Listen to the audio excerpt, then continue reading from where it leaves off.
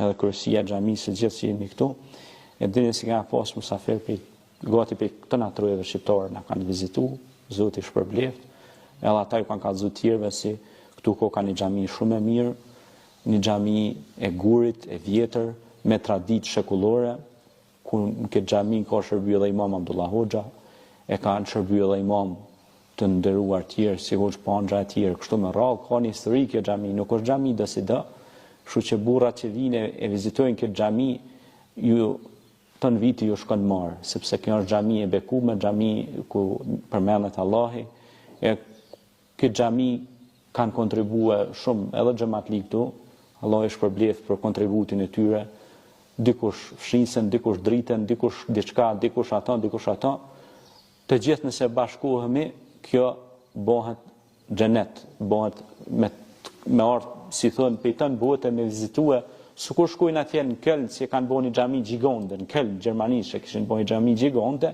vinë pejton bote.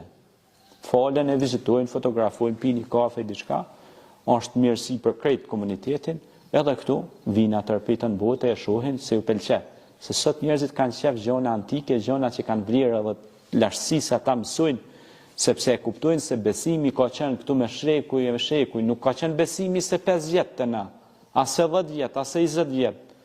Besimi nuk na kanë pruar para 30 vjetëni. Besimi na kemi shekuj.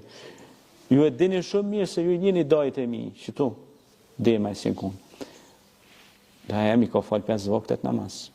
Ju e dini që këni jetu bashkë, konë bashkë, një gjak. A i ka falë 5 vaktet namaz. Edhe në kutë më të fështira si në konë. Ta të hershme.